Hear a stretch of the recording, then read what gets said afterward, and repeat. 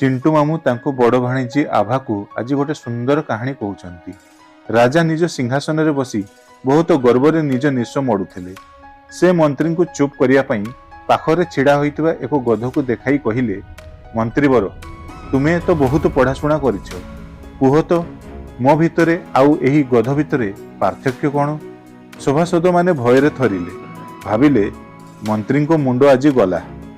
मंत्री किंतु शांत होई गोटे मापिबा फिता बाहर कले।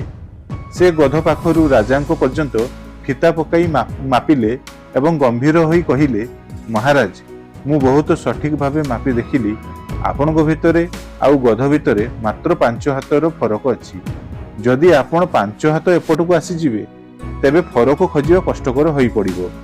एहा सुनी राजा काबा होई गले एवं सारा सभारे लोक माने हस रखी पारिले नाही।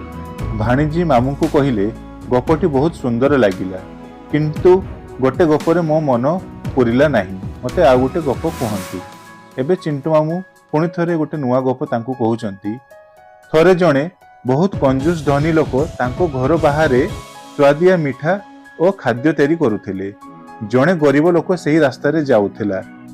सेही समय रे मिठार सुगंध पाई से मंत्रमुग्ध होई किसी समय छिड़ा होई गला।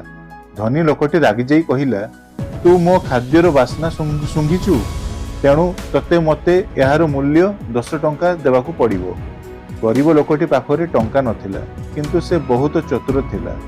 मजादार कथा जे से निज पॉकेट रु किछि खुचुरा टंका बाहर करी निज हाथ मुठारे रखी धनी लोकटी को कान पाखरे जोर रे हलाइला।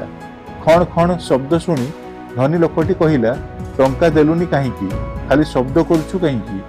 गरीब लोकटी को हसी हसी कहिला, आज्ञा जदि आपनको खाद्यर बास्ना सुंघी मो पेट पुरी गला तेबे मो टंकार शब्द शुणी आपनको पावना मध्य मिली गला।